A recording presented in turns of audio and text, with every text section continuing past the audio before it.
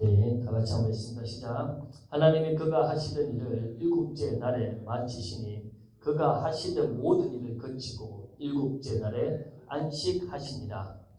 하나님이 그 일곱째 날을 복되게 하사 거룩하게 하셨으니 이는 하나님이 그 창조하시며 만드시던 모든 일을 마치시고 그날에 안식하셨음이니라. 아멘. 참 우리가 살고 있는 시대가 참 바쁩니다. 일상생활에서 해야 할 일이 너무 많고 책임져야 될 것이 많고 여러 가지 그런 압박 속에서 살아가고 있죠. 여러분들 그렇게 바쁘게 살고 있다라고 생각을 합니다. 세상은 바쁘게 살아야 성공하고 열심히 노력을 해야 잘 살고 내가 그렇게 살지 않으면 뭔가 뒤처지는 느낌이 들고 그렇게 세상은 바쁘게 그렇게 살아가라고 이렇게 암묵적으로 이렇게 분위기가 형성되어 있습니다. 그런데 여러분 분명히 기억해야 됩니다. 때로는 해야 할 일이 너무 많고 마음이 너무 분주하고 바빠도 그것을 딱 멈출 수 있어야 됩니다. 때로는 멈춰가지고 아무것도 하지 않고 아무 말도 하지 않고 주님 안에서 힘을 가지면서 하나님과 교제를 하고 하나님이 나에게 뭐라고 말씀하시는지 그걸 들을 수 있는 그런 마음의 여유와 그런 느리게 살아가는 그런 힘이 꼭 필요하다는 겁니다.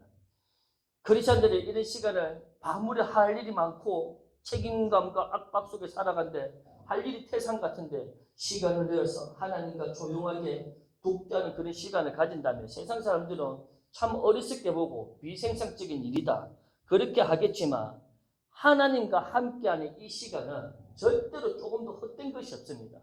여러분들이 저와 여러분들 하나님과 보내는 그 시간은 절대 헛되지가 않습니다. 그리고 오히려 바쁜 일이 있음에도 불구하고 하나님과 그 시간을 가짐을 통해서 오히려 내 삶의 열매가 더 배로 나타나는 그런 은혜도 경험할 수 있다는 겁니다. 어떤 사람은 그렇습니다. 과거에 저도 참 이랬지만 결과 중심적이고 목표 중심적이라서 쉬지를 못하고 휴가를 가도 계속 생각을 합니다. 온갖 것들을 생각을 합니다. 그렇다고 해서 인생이 잘 풀리는 것도 아닌데 마음의 힘을 계속 쉬지 못하더라는 겁니다. 우리 시대는 보면 폰으로 소셜미디어, 메시지에 그리고 온갖 영상들, 가족도 책임져야 되고 일도 해야 되고 업무가 너무 많습니다. 하지만 멈출 수 있어야 됩니다. 때로는. 여러분, 하나님의 시간이란 개념이 카이로스라고 합니다. 카이로스. 하나님의 시간은 절대로 서두르는 법이 없습니다. 예수님이 공생의 사역 때 어떤 일들 할 때 예수님 어떤 일을 해 나가려고 예를 들어서 영혼을 구원하려고 막 하나님의 영광을 드러내려고 막 서두르는 법이 없다라는 겁니다. 하나님의 시간의 흐름 속에는 절대로 뭔가 쫓기거나 서두르지 않습니다. 그런데 우리가 살아가면서 뭔가 계속 쫓기거나 서두르게 살면 첫 번째 나타나는 현상이 뭐냐면 그 사람이 자연스럽게 감사하는 마음이 없어집니다. 자기한테 너무나 감사할 조건들이 많음에도 불구하고 그걸 인식을 하지 못한다는 겁니다. 그러면서 계속 마음만 메마르고 분주하게 살아가게 됩니다. 여러분 오늘은 주일입니다. 안식일입니다. 모르겠습니다. 여기 안 온 사람 중에서 오늘 일을 하고 돈 버는 사람도 있을 수도 있고 어떤 다른 바쁜 일이 있을 수도 있습니다. 뭐 피차 오지 못할 상황이 있을 수도 있습니다. 그런데 이 주일은 안식일인데 이 안식이라는 개념은 사람이 만든 게 아닙니다. 사람이 뭐 종교적으로 열심히 가진 사람이 어떤 아이디어를 내가지고 일주일에 한 번에 쉬자, 예배하자 그런 개념이 아닙니다. 이 안식이라는 개념은 하나님이 만들었고 하나님이 이 안식일에 힘을 가지라고 명령을 하셨습니다. 하나님이. 오늘 본문에도 읽었죠. 그 이유가 뭐냐면 우리에게 엄청난 큰 복을 주기 위해서 그렇다는 겁니다. 그렇기 때문에 여러분 예배를 드리면서 물론 오늘 우리 아들이 MT를 갔다는데 MT에 들어가면서 유튜브로 예배를 드릴 거라고 이야기를 하던데 모르겠습니다. 예배를 드리면서 어떤 사람은 생각이 다른 데 가 있을 수도 있습니다. 마음이 분주합니다. 예배에 집중하지 못하고 계속 말씀에 집중하지 못하고 마음이 계속 다른 데 이렇게 분주하게 움직이는 경우가 있다는 겁니다. 하지만 안식일에는 분주하고 조급하고 그리고 안식일뿐만 아니라 삶 속에서도 안식을 하면서 하나님 앞에 모든 걸 내려놓고 주님 안에서 힘을 누리면서 주님이 나에게 뭐라고 말씀을 하시는지 들어야 됩니다.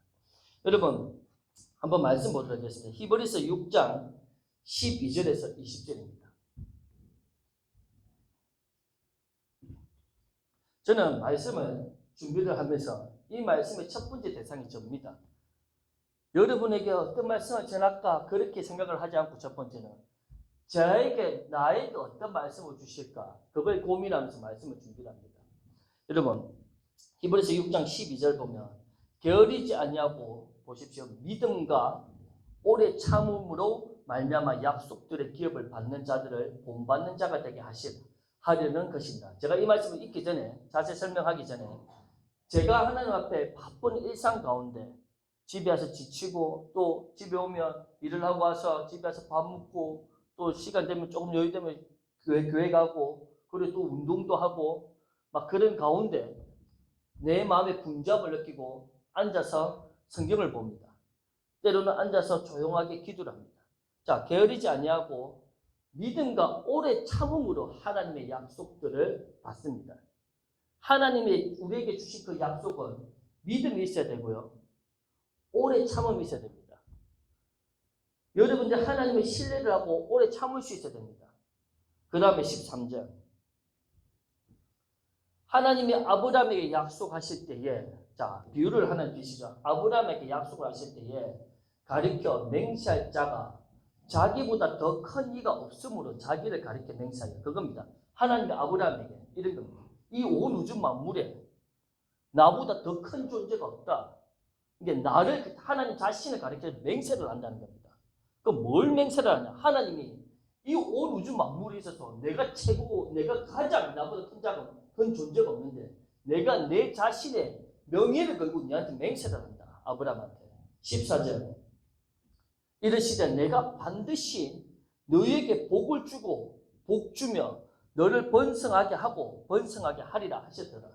여러분 이 말씀을 보면서 여러분 마음에 분잡을 내려놓고 말씀을 진지하게 보셔야 됩니다. 하나님 나에게 뭐라고 말씀해요? 자, 하나님 온 우주 만물에서 가장 큰 존재 하나님이 자기 자신에게 내가 내 자신의 명예를 걸고 맹세를 하는데 내가 너한테 반드시 너에게 복을 주고 복을 줄 것이다. 너를 번성하게 하고 번성하게 하리라. 자, 그 다음 절 볼까요? 자, 근데 말씀의 성경을 조금 여러분들이 설교 시간 잘 들은 사람은 다시 14절 보십시오. 다시 돌아가 보십시오. 이 아브라함에게 주신 이 복이 내 복이라는 걸 알게 됩니다. 제가 나중에 또 설명합니다. 왜 아브라함의 복이 내 복이냐? 갈라디아서 3장에 보면 이 아브라함 예수 그리스도 내가 믿음을 통해서 이 아브라함의 복이 나한테 그냥 주어졌습니다. 은혜로 그냥 믿음으로 주어진 겁니다. 자, 이걸 다시 설명을 하고 자 15절 넘어갑니다.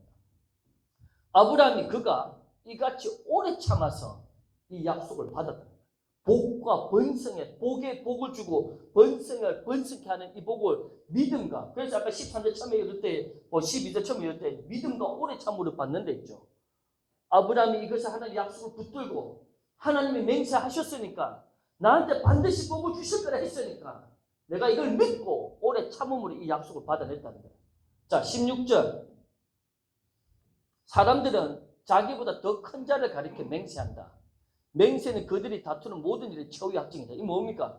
이런 겁니다. 예를 들어서 이재명 대통령이 있다. 내가 이재명 대통령이 나한테 보증을 한 겁니다. 그러면 이런 겁니다. 누구한테? 이재명 대통령이 나한테 맹세를 했다. 보증을 써줬다. 그러면 최후 확증이 된 겁니다. 끝난 겁니다. 대통령이 나한테 보증했습니다. 그런 것처럼 17절 하나님은 약속을 기업으로 받는 자들에게 자, 우리에게 약속 똑같이 주셨습니다. 하나님의 약속의 말씀을 기업으로 유업으로 받는 우리들한테 그 뜻이 결코 변하지 아니함을 충분히 나타내시려고 그 일에 대해서 맹세로 보증을 하셨다. 하나님이 우리에게 주신 약속은 맹세로 보증을 했습니다. 하나님은 절대 거짓말하지 않습니다. 그런데 왜 이걸 못 받냐? 12절처럼 나왔죠. 믿음과 오래 참음이 없기 때문에 못 받는 겁니다. 포기를 해버리든가 믿지 못하는 겁니다.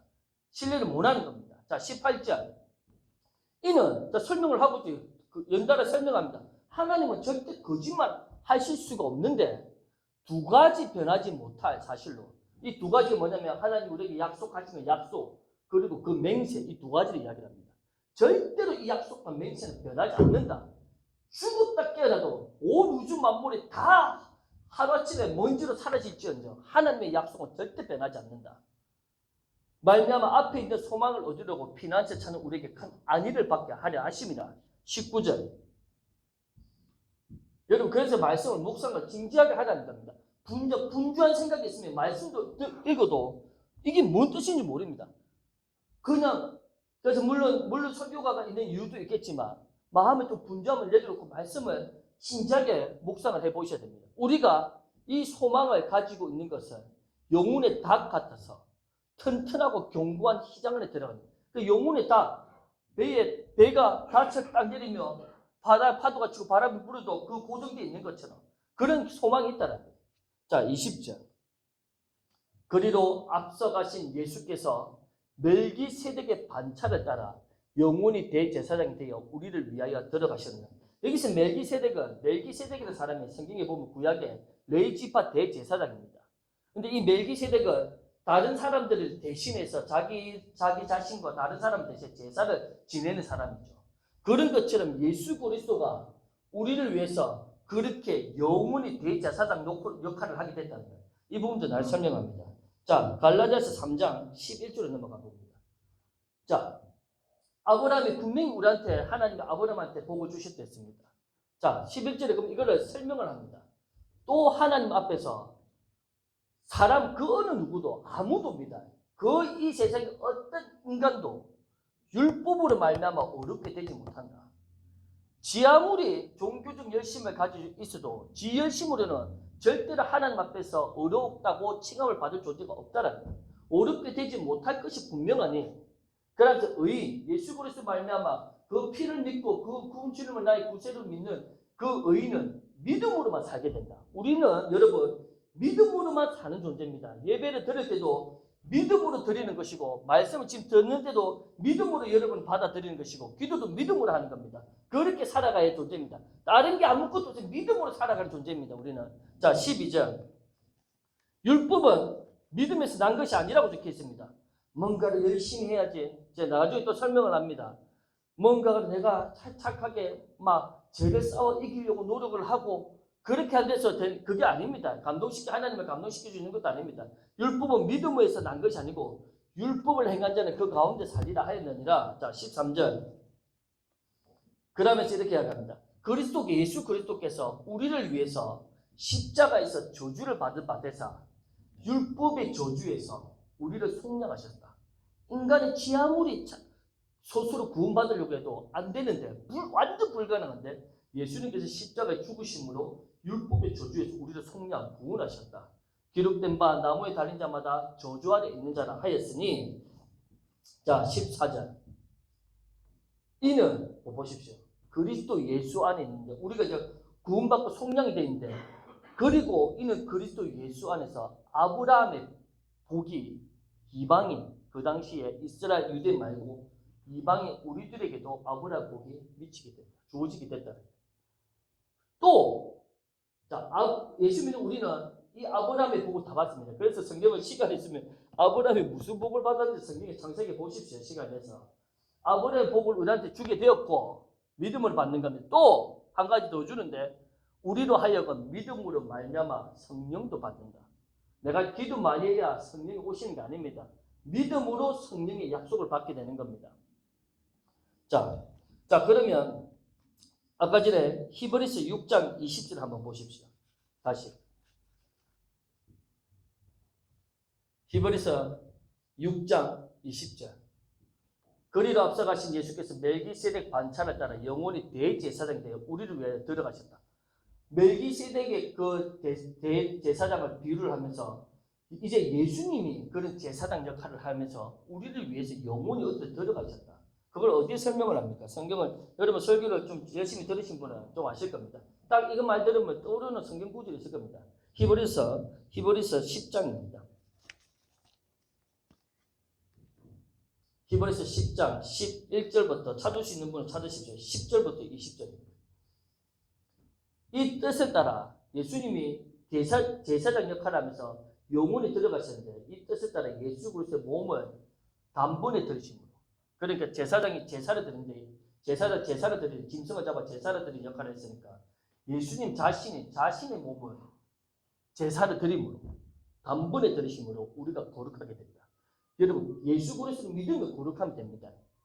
그래서 제가 저번에 설교했죠. 우리 영은 완전히 거룩하다고. 자 11절 제사장들은 구약의 제사장들은 매일 서서 섬기면서 하나님을 섬기면서 자주 같은 제사를 반복해서 드리는데 이 예수님이 영원히 제사를 드린 것은 십자가 죽은 걸 이야기를 하죠. 이 제사는 그 전에 구약의 제사장은 언제나 날마다 제사를 드리지만 언제나 죄를 없게 하지 못하였거든요. 제사장들이 무슨 짓을 해도 인간의 죄를 씻지 못한다는 겁니다. 12절 오직 그리스도 예수는 죄를 위해서 한 영원한 제사를 드리시고 아까 전에 히브리서 6장 20절에 영원한 제사로 들어가셨다는 게 이겁니다. 우리 죄를 위해서 한 영원한 제사를 드리고 하늘 우편에 앉아 계셨다. 자 13절 그 위에 이 예수 그리스도 십자가 죽으심으로 그 위에 자기 원수들 사단 마귀들은 자기의 발등상이 되게 하실 때까지 기다리시나니 사단 마귀가 끝난 겁니다. 실제로 영적 전쟁은 없는 겁니다. 어떻게 보면 우리의 마음의 싸움이 이래 물론 양적인 존재 악한 영이 있지만 실제로 우리의 마음을 지키는 싸움이 더 근본적인 겁니다. 자 14절 그가 거룩하게 된 자들 우리죠. 한 번에 예수님이 십자가에 딱 죽으심으로 한 번 죽었죠. 두 번 죽는 거 한 번에 십자가 제사로 죽음으로 우리가 영원하게 온전하게 하셨습니다. 자 15절 그냥 이렇게 여러분 보면 됩니다. 또한 성령이 우리한테 또 한 가지 증언한다. 맹세한다는 거예요. 자 16절 주께서 이르시되 그날 후로 그들과 맺은 언약은 이것이라 하면서 내 법을 그들의 마음에 두고 그들의 생각에 기록하리라 하시니 여러분 말씀들 아까 지금 계속 읽고 있죠. 말씀 보면서 아브라함이 내 복이라는 걸 깨닫게 됩니다. 와 아브라함의 복이 내 복이라고? 하나님께서 보정하시고 맹세하셨다고? 여러분 믿음은 받는 겁니다. 여러분들은 뭔가 하나님께 잘 보이려서 얻는 게 아닙니다. 여러분 구원받은 게 내가 착한 짓을 해서 구원받은 게 아니고 그냥 예수 그리스도 믿음으로 받는 거지 않습니까? 아브라함의 복도 똑같은 거예요. 그럼 이런 말씀들을 너희들 마음에 두고 너희 생각에 기록을 하고 기억을 하라는 겁니다. 자 17절입니다. 그들의 죄와 그들의 불법은 내가 두 번 다시 기억하지 않겠다. 너희들 죄, 너희들 불법들 여러분 말씀을 보면서 그거 지금 16절처럼 마음과 생각에 마음에 기록을 하라는 겁니다. 그러니까 제가 처음에 설교를 이야기했죠. 계속 세상이 너무 바쁘고 할 일이 많고 뭔가 압박감이 있지만 그 분주함 속에서 왜 하나 앞에 때로는 릴렉스하면서 이렇게 조용하게 시간을 내어드려야 되냐. 이런 것들을 생각을 하라는 겁니다. 하나님이 나한테 뭐라고 말씀을 하시는지. 18절 이것들을 다 사하셨다. 이제는 다시 인간의 저와 여러분의 죄를 위해서 제사 드릴 게 없다라는 거예요. 이미 용서받았고 우리가 의인됐다는 것은 아브라함의 복이 다 내 것이 완전하게 되었다는 거예요. 자 19절 그러므로 형제들아 우리를 이야기하죠. 우리가 예수 그리스도의 피를 힘입어서 성수에 들어가 담력을 얻게 됐다. 여러분들이 오늘 이 시간에 나올 때에 하나님 앞에서 여러분 담대하게 그냥 구하시면 됩니다. 성령께서 말씀을 듣다가 기도하다가 예배드렸다가 감동을 그걸 구하라는 거예요. 담대하게 하나님 앞에 나올 때 죄책감을 가지고 내가 부족하다고 이런 생각하지 하지 말고 믿음으로 담대히 나가라게. 예수님 피 때문에. 자 20절 그 길을 우리를 위하여 시장 가운데 열어놓으신 새로운 살 길이다. 이 길을 지금 열어놓으셨다. 시장에 보면 예수님이 십자가 죽을 때에 그 당시에 성전의 시장이 갑자기 바늘로 쭉 찢어지죠. 거기는 대제사장만 들어가시는데 죄 있는 인간들 절대 못 들어간대. 그게 찍 찢어진 것처럼 시장은 곧 예수 그리스도 육체입니다. 예수 그리스도의 십자가에서 자기 몸이 찢어짐으로 하나님하고 인간하고 죄를 가지고 인간하고 막힘이 없게 하셨다는 거예요. 그 그리스도의 피 때문에. 여러분 분주함 속에서도 저와 여러분들이 하나님과 교제를 하고 그 심 속에서 하나님의 음성을 들어야 할 이유가 이런 게 있는데 한 예를 지금 든 겁니다. 제가 성경말 구절을 읽으면서 그러면서 내 마음의 생각들 정리합니다. 왜 스스로 내가 인생이 힘들고 내 인생의 미래가 불안하고 왜 그렇게 생각을 합니까? 내가 복을 받은 존재라고 성경에 기록되어 있는데 왜 하나님의 말씀보다 내 생각을 더 우선순위로 두자는 겁니다. 그렇기 때문에 말씀을 보고 기도하고 예배를 드리면서 내 생각을 정리를 하는 겁니다. 교정을 잡는 겁니다. 자, 창세기 다시 보면 돌아갑니다. 창세기 2장 2절 3절입니다. 다시 본문 떼주십시오. 창세기. 자, 우리 한번 본문이죠. 한번 다 같이 한번 읽어봅니다. 시작. 하나님이 그가 하시던 일을 일곱째 날에 마치시니 그가 하시던 모든 일을 거치고 일곱째 날에 안식하시느니라. 자, 3절. 하나님이 그 일곱째 날을 복되게 하사 거룩하게 하셨으니 이는 하나님이 그 창조하시며 만드시던 모든 일을 마치시고 그 날에 안식하셨습니다. 여러분, 일곱째 날에 하나님이 온 우주 만물을 창조하시고 쉬십니다. 그래서 일요일날 주일은 안식일은 뭐라고 정의되어 있습니까? 복을 받고 거룩하다는 것이 구별되었다는 뜻입니다. 일주 중에 특별하게 구별된 시간입니다. 근데 이 예배를 드리는 것은 내가 복을 받는 겁니다, 여러분. 복을 받는 겁니다. 예배를 드리는 것만으로도 복을 받을 수 있습니다. 하나님을 아는 지식이 자라갈수록 우리가 더 많은 복들을 받고 누릴 수가 있다는 거예요. 자, 그리고 구약에 보면 구약의 율법 중에 안식에 대한 한 가지 예를 듭니다. 농사꾼이 농사를 지을 때에 1년부터 7년까지 했을 때에 처음부터 1년부터 6년째까지 농사를 지어 먹고 수확을 해 먹고 그 당시에 구약의 유대인들 세계에서 7년 때는 그 땅에 농사를 못 지고 쉬게 만들어 놓습니다. 그게 하나님의 율법이었습니다. 그런데 돈에 이제 사람이 욕심이 생기니까 돈에 이제 눈이 먼 거예요. 이스라엘 백성이 그것을 지키다가 돈에 눈이 멀어가지고 성경에 보면 이 율법을 지키지 않고 490년 동안 계속해서 땅을 쉬지 못하고 농사를 짓습니다. 그런데 이 490년 동안 이 농사를 짓고 그 결과가 어떻게 되냐면 그 결과가 역대하 36장 20절 21절에 적혀 있습니다. 자, 이런 겁니다. 칼에서 살아남은 자를, 자, 전쟁이 일어난 겁니다. 전쟁에서 살아남은 자를 그가는 느부갓네살 왕이라는 페르시아 왕입니다. 이 느부갓네살 왕이라는 사람이 바벨론 페르시아입니다. 바벨론으로 살아남았거든요. 전쟁에서 살아난 사람들 전부 다 포로로 노예를 다 끌고 간 겁니다. 이걸 지키지 못했을 때. 보시죠. 그러면서 무리가 거기서 갈대아 왕과 그의 자손이 노예가 된 겁니다. 이스라엘 백성이 노예가 됩니다. 실제로 역사에 우리나라의 그런 역사인 것처럼 이스라엘 역사에 이런 일이 있었습니다. 노예가 돼서 바사국이 통치할 때까지 이릅니다. 자, 그 다음 21절에 이에 토지가 황폐해서 땅의 안식령을 누린 같이 안식하여 70년을 지냈으니 여호와께서 예레미야 입으로 하신 말씀이 이루어집니다. 자, 7년 중에 7년째는 쉬어야 되는데 여기 보면 70년이 땅에 황폐하게 되어 있죠. 490년을 해놓으니까 정확하게 70년이 뺀 겁니다. 70년을 이스라엘 백성이 노예로 잡히면서 이스라엘 그 땅에서 아무것도 농사를 못 짓게 만드는 이런 희한한 일들이 일어났다는 겁니다. 실제로. 그래서 이제 역대하를 쭉 보면 이 안식을 지키지 못한 동안에 성경을 좀 역대하를 보면 이 연구를 좀 해보면 안식일을 지키지 못한 동안에는 사람들이 더 도덕적으로 타락을 합니다. 희한하죠. 하나님과 안식을 보내지 않는데 사람이 더 도덕적으로 타락을 한다니까요. 희한하게. 여러분, 제가 오늘 오늘 저도 일요일날 좀 쉬고 싶고 뭐 그러지 않겠습니까?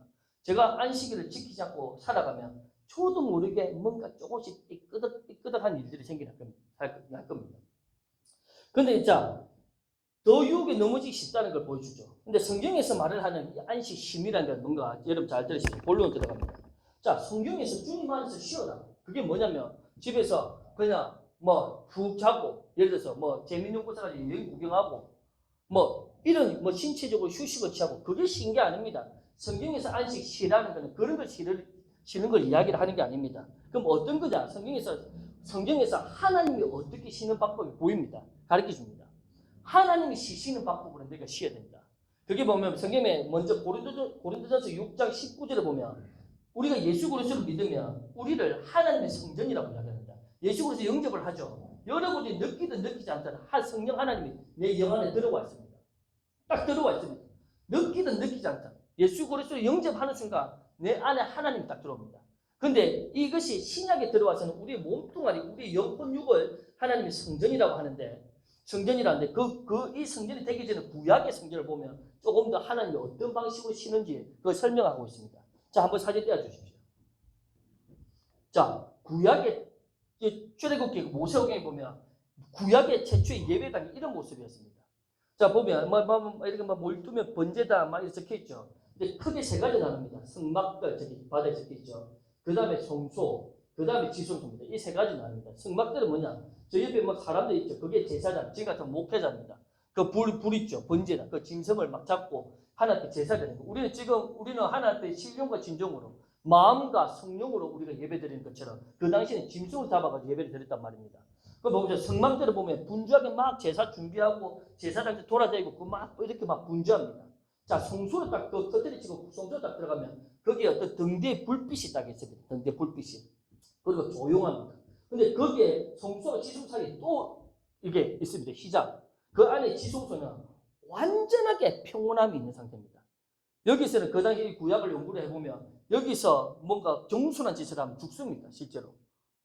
그러니까 완전하게 평온한 상태입니다. 그러니까 이게 이 지성소는 뭘 이야기를 하냐면 구약에 보면 우리가 영혼 몸이 있듯이 여기 보면 성막들, 성소, 지성소 이거를 영혼 몸이라 생각을 하면 됩니다. 지성소가 우리 영을 이야기해요. 영. 그러니까 지성소는 우리 영의 모습을 나타내는 것인데 그러니까 하나님의 성전을 보면 뭐냐면 바깥에서는 성막들에서는 막 분주한데 그 성소와 지성소 안에서는 엄청 고요하다는 겁니다. 이게 뭐냐? 하루하루 열심히 살아가고 돈 벌고 먹고 살기 위해서 돈을 열심히 벌지만 내 마음이 고요하다는 겁니다. 혼란스럽지 않고 불안하지 않고 고요하고 조용하다는 거예요. 지금 전쟁이 터져도 유가가 오르고 쳐오르고만 난리가 펴도 내 마음은 거기에 요동하지 않는다는 겁니다. 우리의 영이 하나님 안에서 안식을 한다는 개념이 이런 겁니다. 내가 지금 당장 돈이 없고 통장에 돈이 없어지는 것 같고 내 삶이 생각도 안 되는 것 같지만 내가 주님 안에서 안식을 하며 마음이 평온하다는 거예요. 그 평온한 상태를 가질 때에 하나님이 그래서 주님 안에서 안식을 가질 때 그때 그 은혜가 더 부어지기 시작을 한다는 겁니다. 자, 히브리서 4장 10절 11절입니다. 자, 이미 주님 안에 안식으로 들어간 자는 하나님이 자기 일을 쉬신 것 같이 그도 자기 일을 쉬는다. 육체적으로 그는 신체적으로 쉬는 것을 이야기하는 게 아니라 했습니다. 그냥 하나님 앞에서 우리의 영이 힘을 얻는 겁니다. 안식을 하는 겁니다. 자, 11절. 그러므로 우리가 저 안식에 들어가기를 힘을 쓰라. 자, 저 안식에 네가 주님 안에서 힘을 얻기에 힘을 써야 된다. 이 말을 또 다르게 표현하면 그만큼 안식하기 쉽지 않다는 겁니다. 의도적으로 노력을 해야 된다는 거예요. 이는 누구든지 저 순종하지 아니한 불에 빠지지 않게 하게 됩니다. 그러니까 안식에 들어가지 못하는 일이 없도록 해야 된다는 거예요. 그러니까 그거를 잠언에 보면 4장 23절에 보면 더 내 마음을 지키라. 무릇 지킬 만한 것 더 마음을 지키라. 그 주님 안에서 내 안식심을 얻으라. 그런 뜻이나 다를 게 없고 그 똑같은 뜻입니다. 그러니까 주님 안에서 안식하려고 내가 힘을 얻으려고 네가 노력을 해야 돼. 힘을 써야 된다. 이 힘을 쓴다는 거는 막 육체적 뭔가 노동으로 막 이런 노력이 아니고 이걸 좀 제가 구체적으로 설명합니다. 예수 그리스도 아까 제가 히브리서 쭉 갈라디아서 읽었죠. 예수 그리스도가 나를 위해서 십자가 죽으심으로 모든 것을 다 이루셨다는 거. 그분이 내 죄와 저주와 가난과 질병을 다 끊으셨다. 그분이 아까 전에 갈라디아 말씀처럼 그 히브리서 말씀처럼 히브리서 6장에 보면 아브라함의 복이 나에게 주어졌다. 그런 것처럼 내가 조급해하지 않고 뭔가 분주하지 않고 어지럽지 않고 마음에 주님의 그렇게 믿음으로 그 말씀을 받아들면서 그 마음의 안식을 가지라. 혼란스러워하지 말라는 거예요. 여러분 백날 천냐 뭐 온갖 TV 재밌는 거 유튜브 백날 천냐 봐보십시오. 우리가 뭔가 바뀌니까. 그거 재밌죠. 저도 영화 같은 짤로 보고 그렇게 하지만 내 진짜 깊은 곳에 지성소 내 영의 상태를 힘을 주지 않는다는 거예요. 왜냐하면 거기에는 그런 재미는 육체적으로 눈으로 볼 때에 어떤 자극이 있고 쾌락이 있지만 그것이 내 영 안에 힘을 주는 것은 없습니다. 왜? 왜냐하면 그런 세상의 그런 매개체들은 그 안에 하나님의 생명이 없거든요. 하나님의 생명이 내 영에 들어와야 내가 안식을 누리게 된다는 겁니다. 자, 마태복음 6장 28절입니다. 이거 한번 짧으니까 한번 읽어봅시다. 자, 시작. 또 너희가 어찌 의복을 위하여 염려하느냐? 들의 백합화가 어떻게 자라는가 생각하여 보라. 수고도 아니하고 길쌈도 아니하느니라. 자, 여기서 보면 예수님이 백합꽃을 이야기하죠. 왜? 이런 겁니다. 제가 구체적으로 설명합니다. 너희가 왜 먹고 입고 먹고 사는 거 그거 왜 계속 염려하고 사느냐? 자, 여러분 그 염려한다고 해서 내일 갑자기 돈이 갑자기 막 수억이 생깁니까? 수천만 생깁니까? 그렇지 않죠? 너 염려해봤자 아무것도 의미가 없다.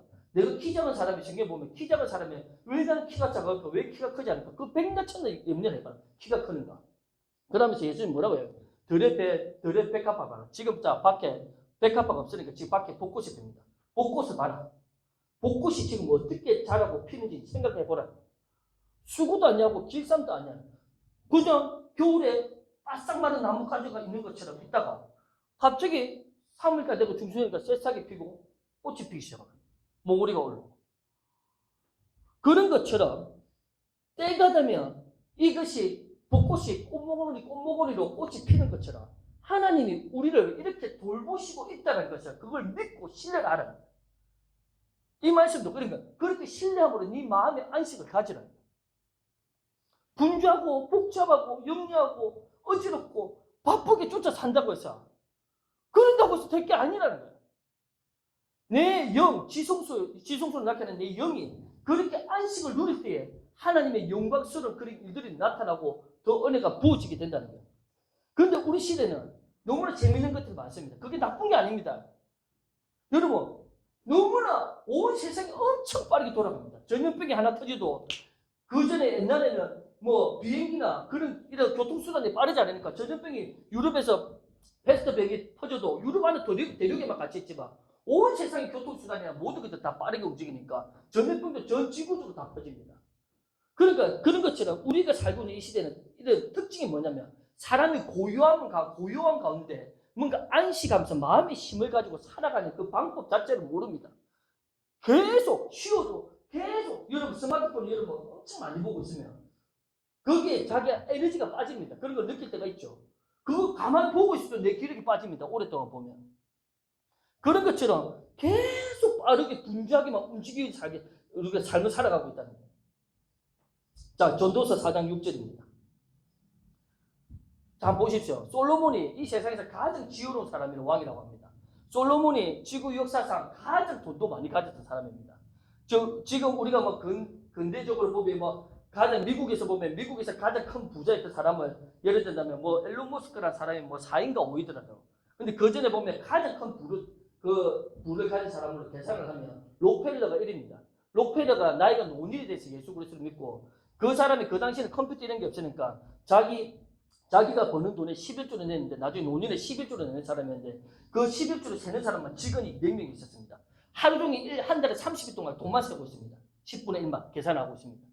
그 앨런 머스크보다 몇 배의 돈이 더 많았습니다. 석유왕으로 엄청난 돈을 벌였던 사람인데 근데 그것보다 더 비교할 수 없을 정도로 엄청난 부와 명성을 가진 존재가 솔로몬입니다. 그러니까 지금 돈으로 계산을 해도 솔로몬만큼 돈을 더 많이 가졌던 사람이 없었을 거다. 이 사람이 근데 그 모든 인간이 누릴 수 있는 모든 끝판대장까지 올라갔는데 거기서 인간의 모든 이 세상의 그 당시에 지혜를 다 모아가지고 자기가 어떻게 하면 지혜롭게 살 수 있을까? 어떻게 인간이 살아가는 것이 가장 후회 없이 의미 있게 살 수 있을까? 그런 걸 연구를 합니다. 여러분 자만 전도서 1 보면 인간이 가장 죽을 때에 우리가 언젠가 죽겠죠. 저와 여러분은 두 눈을 감을 겁니다. 여러분 죽은 사람 보시는 줄 아시겠지만 사람이 숨이 꼬떡꼬떡 붙어 있다가 우리 어머니 돌아가실 때도 눈을 스르르 감습니다. 눈을 스르르 감으면서 혓바닥이 보라색으로 딱 바뀝니다. 여러분 예수 믿는 사람은 예수 믿지 않는 사람들 내가 죽는 걸 보면 예수 믿는 사람들은 엄청 편안하게 죽습니다. 그런데 예수 믿지 않는 사람들은 막 공포에 질립니다. 교회를 수십 년 동안 다니고 장로 직분을 받아도 자기가 죽음이 올 때 절규를 하고 고함을 지르고 무서워 치를 뜨는 사람들도 있다고 합니다. 그런데 이 솔로몬이 이 엄청난 지혜를 모았고 인간이 후회 없이 살 수 있는 후회 없이 살 수 있는 그것을 한 문장으로 이렇게 정리를 하는데 다음 전도서 보면 하나님을 경외하는 것이 인간에게 있어서 가장 중요하다고 이야기합니다. 근데 그거는 나중 문제고 여기 4장 좀 보십시오.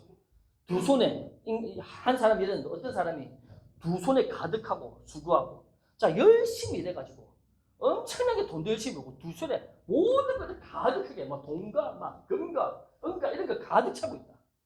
그렇게 수고하며 바람을 잡는 것보다 두 손은 아니지만 한 손에만 가득하고 평온한 상태가 훨씬 낫다. 그게 더 복된 사람이다. 여러분 우리 시대 보십시오. 돈은 너무 좋은 겁니다. 저도 돈을 벌기 위해서 열심히 일하고 공부하고 새벽에 일찍 일어나고 혼과 기도도 하고 말씀을 연구도 하고 말씀에서 지혜를 찾아서 어떻게 내가 더 성공적이고 더 멋진 삶을 살까 고민을 합니다. 그런데 우리 시대 보면 돈은 너무 중요한데 하나님보다 돈을 더 윗자리에 둘 때 성경에 보면 하나님과 돈을 항상 두 개 같이 비교합니다. 그만큼 돈이 하나님과 비등할 정도로 강력한 존재라는 거예요. 그런데 요즘 시대 보면 돈을 벌기 위해서 돈을 밤낮으로 번다고 가족하고도 멀어집니다. 어떤 사람은 돈을 밤낮으로 번다고 자기 건강 다 했습니다. 그런 성공은 성경에서는 진짜 성공이 아니라고 이야기합니다. 여호수아 1장 8절에 보면 하나님께서 주시는 성공, 좋은 성공이라는 표현을 하는데 좋은 성공은 이런 성공이 아닙니다. 좋은 성공은 오늘 이 말씀을 예를 든다면 두 손에 가득하고 수고해서 바람을 잡는 것보다 두 손을 안 했지만 한 손 정도만 가득하고 평온하게 마음에 평안하고 안식 가운데 살아가는 것이 더 복되다고 이야기를 한다는 겁니다. 여러분들이 저와 여러분은 좋은 성공을 거둬야 됩니다. 아무튼 오늘 이 시간 이후로 바쁘고 분주한 생활을 살아갈 때에도 여러분들이 그렇게 서둘르지 말고 때로는 느리게 멈춰서 하나님 앞에 음성을 듣고 하나님의 말씀이 나에게 뭐라고 하는지, 기도할 때 성령이 나에게 뭐라고 하시는지 그걸 들을 수 있어야 된다는 겁니다. 자, 갈라디아서 5장 16절입니다. 자, 한번 다 같이 읽어봅시다. 시작. 내가 이르노니 너희는 성령을 따라 행하라. 그리하면 육체 욕심을 이루지 아니하리라. 제가 이 말씀을 묵상을 하면서 기존 전통교회 율법주의 가르치는 교회들 분노를 하지 않을 수가 없습니다. 자, 자세히 보십시오. 너희는 성령을 따라 행하라. 그리하면 육체 욕심을 이루지 않는다. 그러니까 육체 욕심을 조금 알아듣게 이야기해 보겠습니다. 막 방탕하고 죄짓고 살지 않는다. 자, 보십시오. 교회에서는 일반적으로 제가 살아왔던 교회에서는 어떻게 가르치냐? 착하게 살아라, 이렇게 살아라, 저렇게 살아라. 하나님 원하시는 삶 살아라. 그 틀린 말이 아닙니다. 근데 이게 온전한 진리는 아닙니다. 자, 육체 욕심을 이루지 않으려고, 죄를 짓지 않으려고 그렇게 산다고 해서 성령을 따라 쫓아서 행할 수 있는 게 아닙니다. 성령을 따라서 살려고 하면 육체의 욕심이 이루어지지 않는 겁니다. 성령을 따라 하나님이 원하시는 거기를 따라가려고 할 때에 육체가 이루어지지 않는, 욕심이 이루어지지 않는 거지. 내가 막 건건하게 거룩하게 살려고 해서 성령을 따라 행할 수 있는 게 아니라는 겁니다. 무슨 말인지 이해가 되시죠? 그래서 이것이 반대로 이해를 하게 되면 이게 5장 16절인데 18절에 보면 오늘 보면 여기 1절 앞에서 18절에 보면 그런 사람들은 율법적인 신앙에 빠지게 된다. 이렇게 적혀 있습니다. 사도 바울이 그렇게 적어놨습니다.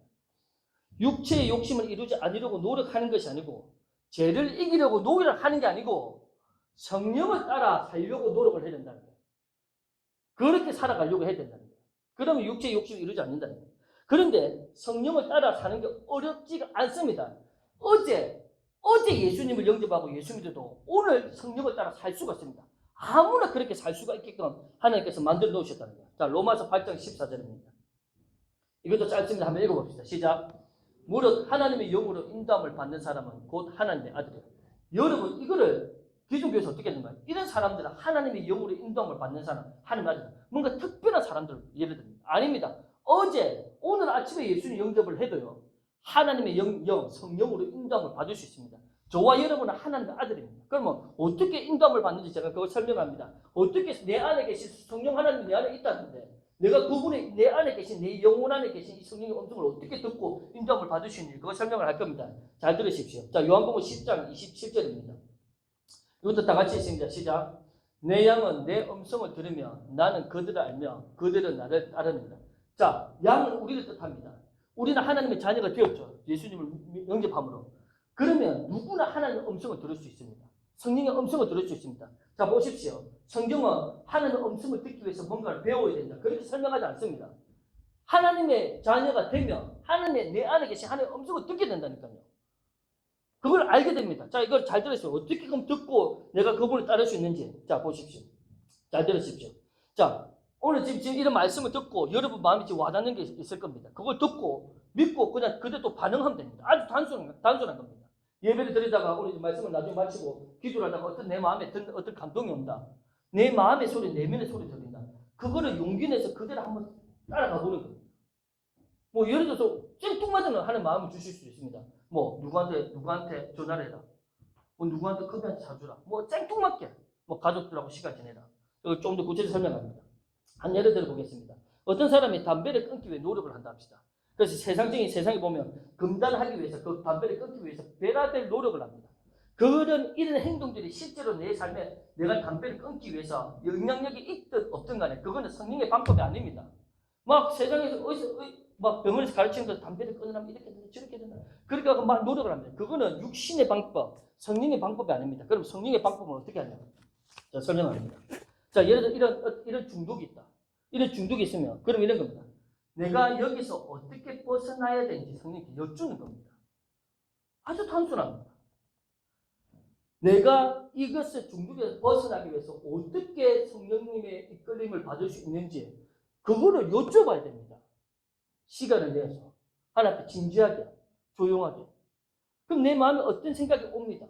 뭐 예를 들어 어떤 사람한테 잠을 빨리 자라 할 수도 있고 생뚱맞게 뭐 어떤 사람은 운동하라고 할 수도 있고 제가 담배를 필 때에 저는 그 당시에 지금 돌이켜보면 담배를 한 2년 100개를 피는데 돌이켜보면 어떻게 담배가 끊어졌고 술이 끊어졌고 그렇게 됐냐.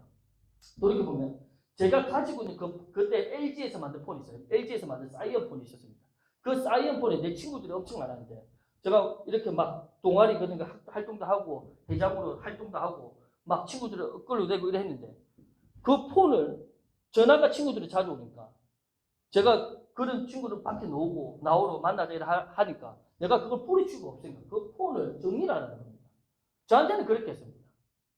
그 정리를 했습니다. 그리고 저는 이런 중독들을 이겨내기 시작을 했습니다. 어떤 사람한테 어떻게 하나님만 말씀하실지 모릅니다.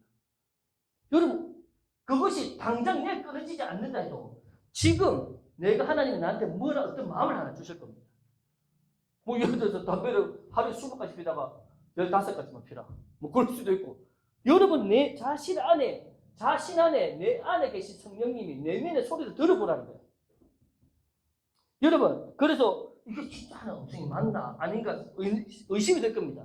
그런데 처음에는 분별을 잘 못합니다. 그리고 듣고 그대로 한번 한 걸음 떼봅니다. 해보는 겁니다.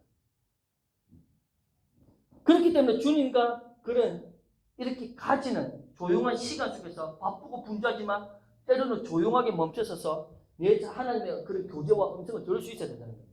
제가 어느 날 그 유튜브를 보다가 아주 재미있는 걸 하나 봤습니다. 한번 사진 한번 떼어보십시오. 요즘에 미국에서 엄청 인기 있는 빵입니다. 이것도 알 줄 아는 사람 있습니까? 이거 혹시 이해되십니까? 지금 이게 건강식품의 빵으로 인기가 많습니다. 이 빵 이름입니다. 빵 이름이 에스겔 4장 9절입니다. 빵 이름입니다. 빵 이름이 성경의 구약 성경에 에스겔이 있죠. 에스겔 4장 9절입니다. 혹시 에스겔 4장 9절 떼어줄 수 있습니까? 한번 떼어보십시오. 자, 이거 부탁을 안 했는데. 이 사람이 하나님 앞에 조용하게 말씀을 보고 기도를 합니다. 오늘 이 말씀과 적용이 될지 모르겠습니다. 그냥 재미로 그냥 들으십시오.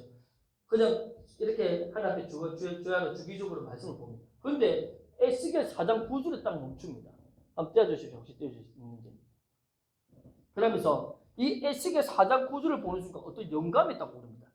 영감, 영적인 감동이죠. 여러분, 하나님의 영적인 감동입니다. 이거 뭐라고 적혀 봅시다. 너는 밀과 보리와 콩과 팥과 조와 기름을 가지다가 한 그릇에 담고 너를 위하여 떡을 만들어 내가 옆으로 눕는 날 숫고 390일 동안 먹되. 보시죠. 밀, 보리, 콩, 팥, 조, 기름을 가지다가 만든 빵입니다. 성령께서 이 빵이 사람에게 너무나 건강할 거라는 그런 영감을 주는 겁니다. 여러분 뭐 지금 석유 전쟁 때문에 난리죠. 석유를 발견할 때 하나님의 백성들이 보면 여기 보면 구약의 창세기 이런 데 보면 석유의 흔적들이 기록이 있습니다. 그걸 보고 석유가 어디 있는지 묻혀서 발견한 사람들도 있습니다. 이걸 통해 가지고 건강식품의 빵을 만들어내는 거예요. 그 사람들이 요즘에 빵을 너무 많이 먹으면 거기서 안 좋으니까 어떤 성분 때문에 뭔가 안 좋다고 하지 않습니까? 그래서 이게 훨씬 빵이 더 비쌉니다. 일반 빵보다 2배까지는 아니더라도 한 1.5배 정도 비쌉니다. 그렇게 하나님과 그런 교제 속에서 이런 영감도 떠오르더라고요.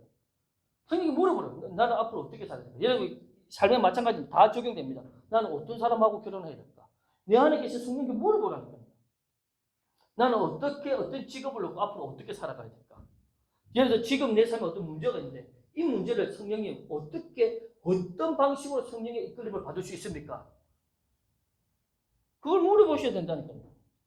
자, 말씀을 마무리합니다. 하나님의 선지자, 구약의 선지자 사무엘이라는 사람이 있습니다. 이 사무엘한테 어느 날 하나님의 음성으로 이 사무엘이 어릴 때 처음에 하나님 음성을 듣습니다. 자다가 보면 사무엘아 하는데 그 당시에 그 대제사장 사람이 엘리라는 제사장이 있었는데 그 사람이 자기를 부른 줄 알고 제사장님 쫓아갑니다. 어릴 때. 근데 하나님 음성입니다. 이렇게 듣습니다.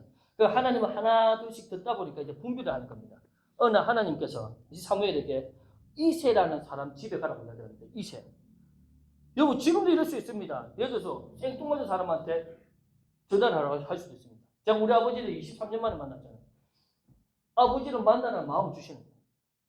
그리고 아버지를 안아주는 마음도 주시는 거예요. 우리 아버지는 저를 위해서 한 게 아무것도 없습니다. 지금도 미안해가지고 만났지 6개월 다 돼가지고 전화 한도 절대 저한테 전화를 먼저 못 겁니다. 근데 저는 이제 갈 때마다 용돈을 드립니다. 하나님 그렇게 하기 때문에 나는 그렇게 한 걸음 한 걸음 순종을 하는 겁니다. 왜 하나님이 내 인생의 끝을 안 보여주는지, 내 인생이 어떻게 될지 왜 안 보여주는지 그 이유가 있습니다. 제가 나중에 설명을 합니다. 자, 사무엘에게 이세의 집으로 가는데, 자, 사무엘상 16장 1절입니다. 자, 여호와께서 하나님께서 사무엘에게 이르시되 내가 이미 사울을 버렸다. 그 당시에 사울 왕입니다. 사울 왕을 버렸다. 이스라엘 왕이 되지 못하게 하였다. 내가 이제 그를 위해서 언제까지 슬퍼하겠냐. 자, 사울 왕을 버렸지만 그러니까 왕자에서 내려놓겠습니다. 그래도 하나님 슬퍼하시는 겁니다. 너는 그다음 짐승 뿔입니다. 옛날에 보면 이 짐승 뿔 부분 이 안에 짐승 가운데는 이 뿔을 파가지고 그 공간에서 기름을 채워가지고 가라. 이세란 집에 가라. 내가 너를 베들레헴이라는 동네 사람의 이세에게로 보내리니 이는 그 집에 가면 내가 그의 아들 중에서 한 왕을 보았습니다. 왕이 대찰로 받아요. 제가 이 말씀 보면서 좀 답답한 게 있습니다. 자, 보십시오. 왜 답답하냐? 아니, 하나님이 그 이세란 집에 가면 누구라는 애가 있는데 그 애가 왕이 되고 딱 이렇게 집어서 이야기를 하지 않습니다. 그 아들 중에서 한 왕이 있다. 이 왕이 누굽니까? 다윗입니다. 다윗. 여러분 알고 있는 다윗입니다. 하나님은 그렇게 말씀하실 수도 있지만 하나님은 딱 정확하게 꼭 집어 이야기를 하지 않습니다. 그래서 봅니다. 뭣도 모르고 사무엘은 하나님 음성을 듣고 이세라는 집에 갑니다. 이세라는 사람 찾아가고 그러면 이세가 마중 놉니다. 와, 어떻게 오셨냐고. 그 당시 유명했던 선지자 사무엘이 왔으니까 어떻게 오셨습니까? 당신 집에 하나님께서 아들들이 있다는데 아들들이 쫙 줄을 섭니다. 첫 번째부터 6명이 줄을 쫙 섭니다. 첫째 아들 섭니다. 키가 크고 잘생겼습니다. 그런데 하나님이 아무 말씀이 없는 거예요. 자, 그럼 그 다른 아들이라고 이야기를 해주면 되는데 하나님 그렇게 이야기 안 한다니까 또 두 번째 아들 갑니다. 아무 말이 없습니다. 사인이 없습니다. 세 번째 갑니다. 네 번째 갑니다. 또 한 그릇 또 갑니다. 다섯 번째 갑니다. 또 여섯 번째 한 그릇. 아닌 거야. 그래서 사무엘 선지자가 하는 말이 아니 당신 아들 중에서 이게 답니까라고 하니까 막내 아들이 있는데 저 멀리서 양을 치고 있다. 그 아들 데리고 온다. 내가 기다리겠다. 그 사무엘이 이제 기다립니다. 근데 아들이 재빨리 그 당시에 17, 18살밖에 안 해요. 또 고등학교 한 3학년 정도밖에 되지 않는 애가 뛰쳐옵니다.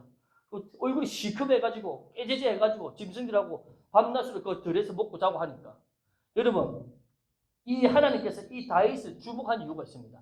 저번 형들은 보면 이 세상도 마찬가지죠. 세상에서 짬밥에 높을수록 험한 일을 안 하려고 하지 않습니까? 형제들이 많으니까 제일 험한 일을 막내한테 시킵니다. 근데 이 애들은 집에 들어오지도 못하고 밤낮으로 그 짐승들 이렇게 초원을 다니면서 푸르떡게 하기 위해 집에 들어오지 못합니다. 근데 이 다윗이 보면 하나님과 그 초원에서 교제를 하고 지냅니다. 그냥 혼자서 아무것도 조용합니다. 양은 밤 되면 자고 있고 그 하나님과 교제를 하고. 근데 하나님께서 보면 역대하 말씀을 보면 온 땅을 두루감찰한 사람, 온 땅을 지금도 온 세계 인류를 다 지금도 봅니다. 온 땅을 두루감찰한 사람, 자기한테 하나님한테 전심으로 마음을 찾는 사람을 찾고 있다고 이렇게 적혀 있습니다. 하나님이 딱 들어옵니다. 이 다윗이. 그러면서 하나님이 이 애다 이렇게 이야기합니다. 자, 하나님 어떻게 말씀하시는지 아시겠죠? 하나님이 오늘 저와 여러분에게 여러분 한 주간 살아갈 때 뭐 어떤 일을 할 때 좀 조용한 곳에 가서 혼자 커피 한잔 마시면서 있습니다. 하나님 바라봅니다. 어떤 마음이 생깁니다. 그 한 걸음 가봅니다. 그 한 걸음을 가야 그 다음 걸음을 어디로 가야 될지 가르쳐 준다는 거예요. 내가 이 한 걸음을 가지 않는데 그 다음 걸음 절대 안 보여줍니다. 이 걸음을 가야 그 다음 걸음이 보이는 겁니다. 하나님 방법은. 그래서 시편 119편 105절에 뭐라고 적혀있냐. 자, 이거 한번 보시죠. 우리 상유형제, 제주도 상유형제가 이거를 카톡에 올려놨던데 한번 읽어보세요. 시작.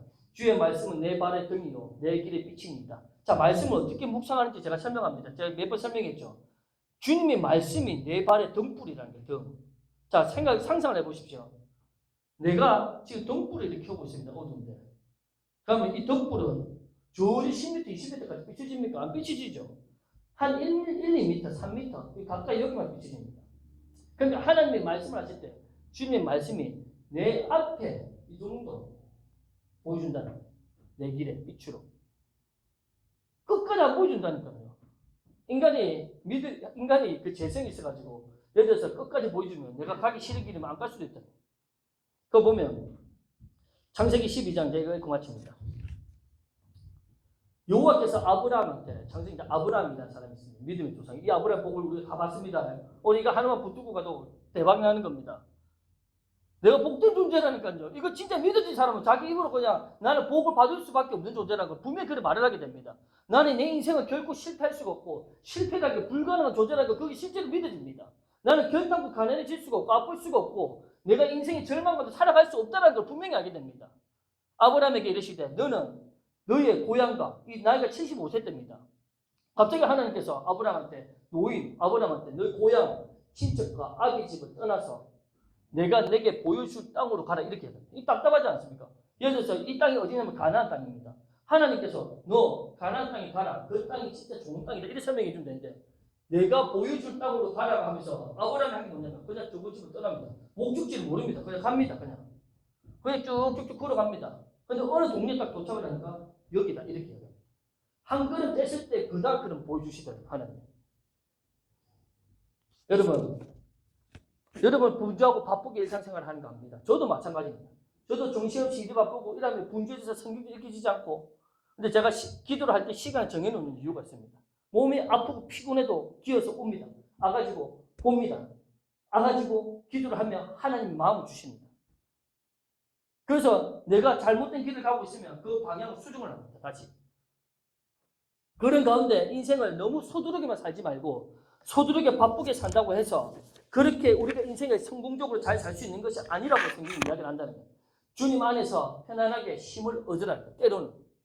때로는 모든 걸 멈추고 아무것도 하지 않고 아무 말도 하지 않고 주님을 바라보고 하나님 말씀을 바라보든가 기도하라는 거예요.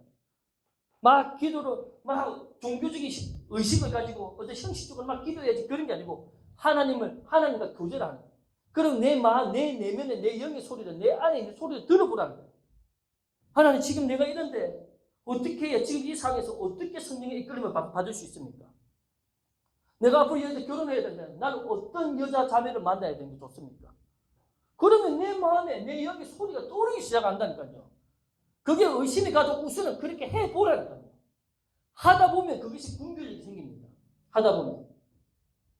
내가 하나님 영광을 위해서 멋지게 살고 싶은데 난 지금 어떻게 해야 됩니까? 그러면 아주 작은 거. 그 생뚱맞은 답을 할 수도 있습니다. 예를 들어서 예배해라. 누구를 좀 챙겨줘라. 그 한 걸음을 떼다 보면 그 다음 걸음 보여주신다. 그래서 성경에서 예수님이 뭐라고 하냐면 작은 것에 충성을 한 자가 큰 것을 맡긴다고 이야기합니다. 작은 것에 충성을 할 줄 아는 사람이 하나님 계속해서 큰 것을 맡기기 시작을 한다는 거예요. 오늘 성령께서 우리에게 지금 저와 여러분에게 분명히 하고자 하는 말씀이 있습니다. 그 분주하고 바쁜 가운데 잠시 멈추고 내 음성을 들으라. 그리고 그 내가 덕불처럼 말씀 내 발 덕불처럼 네 앞이 어디로 가는지 그 한 걸음 보여줄게. 그거 발걸음 떼보라. 거기 떼보고 네가 가보면 그 다음 걸음 내가 보여줄게. 그걸 이야기를 하고 계시는 겁니다. 오늘 이 말씀 붙들고 다 같이 기도하도록 하겠습니다. 기도합니다.